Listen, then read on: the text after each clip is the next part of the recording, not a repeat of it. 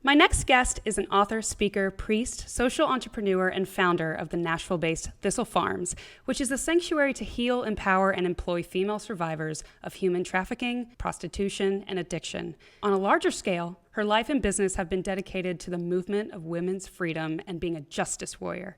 Welcome to the Living Instead podcast, Becca Stevens. Hi, Becca. I am so unbelievably grateful that you have carved out some of your crazy, busy time to be here. You are just a woman working 24/7, it seems like. It's a lot going on. But I'm happy to, as I was telling you, I'm so happy to sit down and just have a conversation. Thank you. Stories and conversations, I believe you said it, it changes the culture, it changes the landscape of where we go as human beings. Yeah. It does. And we need it now more than ever, is just to be able to see somebody, even virtually or however we get to contact, and say, how are you? And make a space for people. Anybody that's paying attention in the world right now has some grieving going on. And that living your life, part of it has to be about a space to connect and say, yeah, I'm feeling worried about this, or I'm sad about this, or I'm happy about this. And just taking a moment to do that. So this is a gift. Yay. Well, let's dive into your story.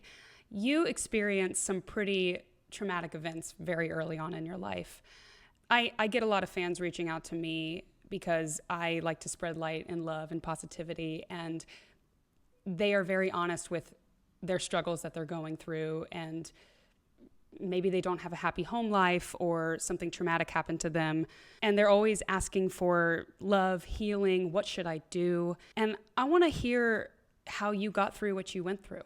Yeah. My message to your fans, for all of them, is to run to safe community. Run to safe community, don't walk. That's where most of the healing work happens. And it can be a small group of people. It can be a group that has a common bond through different things. But I really think none of this work are we intended to heal it all on our own. And I sure didn't. So mine story includes my dad was killed by a drunk driver when I was 5. And then there was sexual abuse for years with one of the elders in the church. But when I look back over my life and how it could have gone a different way, and how it was that I found a lot of hope and healing, it was honestly, I felt it through the presence of other people who were doing exactly what you're talking about doing, that you bring out this positivity and light, and you have this compassion, and you have this ability to bring people some hope. And that's what happened for me. I was the recipient of a lot of that. A lot of it was through my mom's friends. It was through school. It was through sports, whatever those things are that bring us into the first spaces where we can start thinking and feeling and being together. And so when I got ordained, I was really young when I was ordained. I actually got ordained the same year I had Levi. I know you interviewed him, but I was 8.5 months pregnant when I got ordained with Levi. And I knew from the moment that I got ordained that my hope was to really reach out to women who had been trafficked, who had been abused on the streets, who had huge addiction issues, and say, you don't have to do any of it anymore. You don't have to go to prison. You don't have to live on the streets. You don't have to sell your body. Come live in community and experience what it means for love to heal for you. And we'll just provide you all the resources. We don't need to be the hero of your story. We're just going to be good hosts so you can be the hero. So that's what we did. And we opened up the very first house, 1997, here in Nashville, Tennessee. And we started calling people to come together and say, give in gratitude for the mercy you've known. We weren't taking any federal money. We weren't doing any of that. It was, we want you, all of us, to know the healing power of love. So we have to give and we have to receive in that love. So come together and let's figure it out. And it changed my life. It was this great gift. It changed how I understood and the lens I read the gospel with. Stories started making sense. It's like, I'm seeing it. I'm experiencing it. I know this healing. This is beautiful. So we grew and we kept growing houses. And then we realized if we're talking about love, we have to be concerned about people's economic well-being. So we started this bath and body care company because on average, the women that we were welcoming into the community, I think the first abused around the age of 9 and first hit the streets around 15. And we just opened a safe house recently, and the very first person that came in the safe house, she was a 16-year-old girl. So we started that company, and then we kept opening more houses. There's about 50 sister communities now and 30 global partners. And this whole idea is that it grows community, small community grows exponentially, and then it has the big impact. And I think people sometimes think they have to start with this big idea of community, and it's overwhelming and it doesn't help. But the healing part that I've known and believe in is that when we come together in small groups, we change so much ourselves in the world. Changed so much. Back to that self healing that you had to do for yourself. And I'm sure it's a continual process because we are human, we are flawed, we are always going to have our journey and our path. When you were going through what you were going through as a young woman, when did you realize how important community was? I knew that community was important. I knew that was what was keeping me going again, whether it was in school or church or wherever I was. And so when I left college, the very first thing I did is I went to live in community with a group called Bread for the World that was feeding hungry kids. So I think I've known it, like I've known I've had brown eyes. I know that I want to be around people that share values and organize and make this world a better place. I've known that forever. I don't know how I've known it. And the other thing I was going to say is just that for me, and I think for everybody listening, we know that forgiveness is not an event, it's a journey. And this journey of forgiveness that you're right, you have to continue to be on. It's partly a journey I can make because I have so much gratitude for the communities I have been in. It offers me so much, like the idea that I can count on people to walk with me and love me, and they can count on me that I will walk with them and love them. It makes things like forgiveness and mercy real. Absolutely. I've had my own journey with therapy, and not only is forgiveness for somebody important, but forgiveness to yourself also is so important. And like these women who are coming to you in a really tough spot, there probably is a lot of self doubt and self blame and shame wrapped up in all of that. Yes. And trauma and self doubt and humiliation.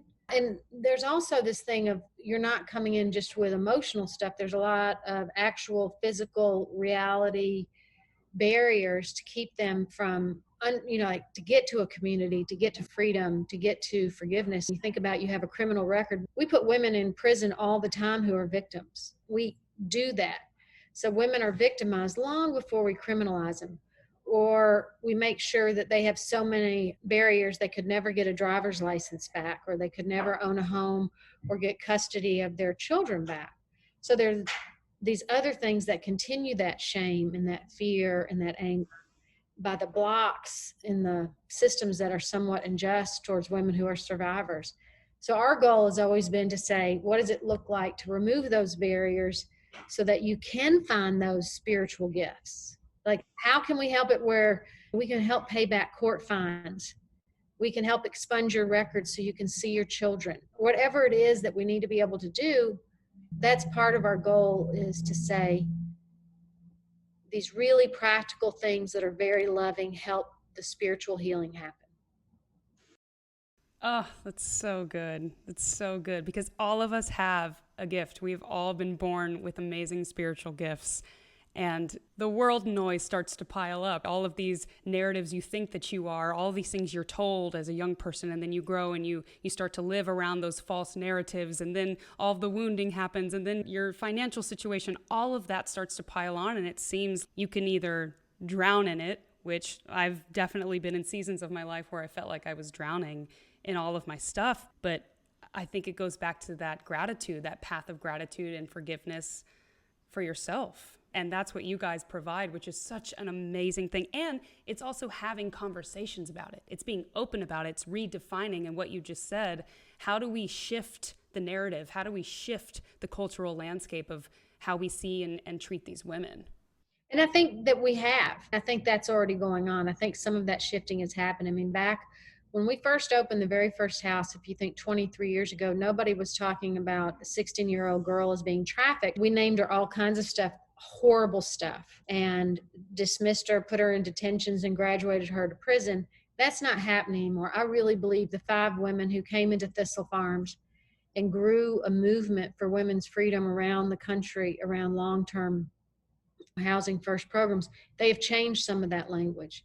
Those survivor leaders have helped change laws and enact policies that are more just, so we don't have that same. There's still so much stigma, and there's so much shame. You're right that the conversations have to continue and be normalized. But the other thing I wanted to say to you is I also think another great, more recent example is the hashtag Me Too has changed things, really has changed some of the conversation, and what was acceptable is not acceptable as far as not believing and not listening. And I stand with her now. That never was a part of the conversation when we were starting this in the mid 90s. It just wasn't there. I have this memory of walking into the jail in Nashville, Tennessee. This is probably maybe 95. And I was talking about the house that I wanted to open, and women started crying. And I had no idea that women would be weeping at the idea of, you can come live free for 2 years. And this is your home. There's no authority in the house. We're going to do everything we can to support you. And women were crying. That hadn't changed. But I think people long for a sanctuary, a safe place. So that longing, like it's a human longing, and that doesn't change. We have 100 women on our waiting list. It's crazy how many folks just in our community that, and the women that I've worked with, and I can say this because it's been over decades, it's like women that you would cross the street not to have to see or to have a conversation with, women, young women that just seem like they're just way gone. You watch and you work with folks over a couple 20 years, and they're leading whole programs now. They're leaders. They've gone back and gotten graduate degrees. They're homeowners. They're moms. And I've seen this long transformation, and it is a long commitment, the kind of cultural transformations and individual transformations you're talking about. But when you see it, it makes you never want to give up on anybody in the whole wide world, ever. You have no idea what's inside, and if they get good medical care, the right mental health meds, if they get in the right recovery programs, if they find the right spiritual community for them, if all those things are in place and they get their economics back, the light comes back on, and people are powerful witnesses to love. And you are deeply, intimately rooted in these people's lives. It must be so difficult to watch them as they go down their path, and maybe sometimes they take one step forward and then they take 5 steps back. But like you said, it's a long game, it's a long journey. And I think sometimes, especially with social media, you only get little bits of things like be happy or chase your bliss, just be you. And there's a lot there to unpack with be yourself. There is a long journey that some people have to go on to find themselves and to find their light and to find it again. Absolutely. And that, the way we always say it is, it's a long flight. Like you're on the plane, you're not getting off. So for me, it's not like a grassroots movement. It's like a tree roots movement. Like we're planting something deep and we're staying until you see the potential of that 100-year-old oak beside the acorn. We got to see it. We have to, and you have to have faith. You have to have faith in people and humanity, and believe that people can make, with their free will, we do ultimately want to be good and we want to help other people. It's just sometimes the world and life and my personal belief, Satan, it all gets in the way, and then we get off course. But there are paths and there are tools like Thistle Farms and like Magdalene and therapy and ways to, if you feel like you've lost your light, to find it again. Yes. And I also want to say that never has that been more important than now. Never. This is a time to use the word resilience. This is the time to use the word hope. All the things you're talking about, that the news is not just what you see when you swipe left on your phone. There's a lot of people that never make the quote unquote news who are doing amazing work. And I get to see it every day, and it is one of the biggest gifts. And it's, if we could really celebrate how people still hope and are resilient through this pandemic that is just crawling through this year and is relentless on our lives. Claim peace, claim hope, claim resiliency, and go out there and preach it because the world needs to hear it. Absolutely. In terms of this whole social media movement and so much available at our fingertips on our phones, everybody today wants to be an influencer and they want to affect some sort of change, but maybe they might not realize the complete long game that's there. When you started Thistle Farms and Magdalene, I'm sure that was not even really part of the equation. It started at that root, that tree root, that deep root of, well, let's just help people, let's just love people. How has social media made an impact for you, and how have you seen social media impact your business? Because I can assume that was probably also, okay, we have way more of an outreach now. We have access to more women, potentially. I don't know. No, definitely. And I will say, whenever we've done a national event, we get as many people reaching out for help as we get donations or people buying our products, because we have the full line of bath and body care products. In some ways, and you may feel this way, in some ways, social media is just another thing on your to-do list. It's like in all the business stuff, oh yeah, I need to do this, or I need to write this for Thistle Farms or for my own Instagram account. There's a lot of stuff to do on it, but in many ways too, it's, again, never been more important than now. In our Nashville location, the national headquarters for Thistle Farms, we have a cafe and we have a store. Last year, that store brought in about $1 million in sales. We're down less than 50% of where we were last year because, I mean, since March, it's been on and off closed the entire time, and the cafe has been on and off closed. What has saved us has been our online orders.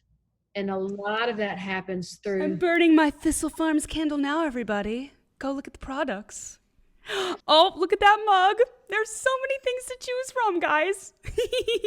But that has kept us going. So and again, that is one of the avenues to share good news. That is one of the great avenues. We don't do that and we abuse it, or we just make it this huge thing about trying to get on TikTok for a dance that 50 other million people are doing. That drives me crazy. But there's a lot of opportunity for good. And this year, again, I'm just so grateful for anybody that's followed me on Instagram and follows the story. I'm so grateful because it's kept us going, Thistle Farms and myself. What about you? How do you approach social media? I do think some days I'm just in the hamster wheel of got to post something, got to keep people engaged, la, la, la, la, la. And that fruit for me really proves to be a negative place in a headspace. And so I always have to remember why I'm doing this. And it's for changing hearts of my fans. Like, I thrive and I love when I see a message from a fan that said, hey, you did this story and it made me laugh. Or, hey, you did this story and I had a really rough day and your song really got me through. Even if it's a solace or a piece for 3 minutes, which I think at the root of it, that's why a lot of musicians do what they do. It's because they themselves feel healing in music. But when I can transcend that for myself to other people and spread that healing, it's like the greatest feeling in the world. That's so pretty. It's my bliss. It's my testimony. Oh, that's good. And I think there are days when you're in the grind and it's life sucking. And then there's days when I'm hitting my purpose and this feels like a gift and it's beautiful. I mean, that's great. There's nothing else you can do. That's why you have to keep going even when you're not inspired. Exactly. You got to remember that there's hope and people do change and you can find your light if you feel like you're in the darkness right now. And thank you so much, Becca, for doing this. We're going to end on a really fun lightning round for people to get to know you a little bit better. Okay. So I'm going to say the first part of the sentence and then you're going to complete it. Sure. All right. I have seen every episode of... Whose line is it anyway? My favorite meal ever is... Sushi. My favorite candle scent is... I'm just going to have to go with the basic lavender. It's just my all-time favorite. But I will say that I had COVID back in July, and I can't smell. I had it in March, and I couldn't smell for like 2 months. Okay, did it come back? It did after 2 months. I'm almost there. I'm almost 2 months. Did you have to do anything, or it just came back on its own? It came back on its own. But It it kind comes of, back in little tiny pieces, tiny bits. yes, that's exactly what was happening. For about 2 months, about a month and a half, it was gone. On Yeah. vacation. I don't even know what was happening. And then the last like 2 weeks, it would be there for like lunch and then gone. Yes, that's the part. Look at that. So it will come back. I promise you, it will come back. You, this is why I'm here today. Thank you. That brings me much peace that I need. Thank you. I'm so happy. I can say lavender. I'll say lavender. Oh my goodness. No, I seriously was putting my face in like a whole bag of alcohol wipes and I couldn't smell anything. Yes. Yeah. I'm so glad. Oh my gosh, because we have 4 dogs and one of the dogs farted and he goes, "Oh my God." And I was like, "Hey, good news. Can't smell it." Can't smell it. I know. I would go to the fridge and be like, what should I have for dinner? I guess I'll have a broccoli stalk because I can't taste it anyway. It's awful. And it makes you very grateful for your senses. Yay. That's good. Okay, next one. If I were a superhero, my power would be. Be really a fast runner. I like I have that one. my whole life and I'm the slowest jogger you've met. I would like to at one point run fast. Each day I get older, I realize. I realize that I should have not worried about things I worried about. I let go. I don't worry as much. Each day I get older because there's things you stressed over and it doesn't mean anything. And then you're just left stressed with the same situation. Yeah. It's so true. And then someone wise once told me. Someone wise once told me that forgiveness is for the strong. Ooh, that's good. And I think that's a really good way to probably get out of your head too and live a little bit more of life. Preach, sister.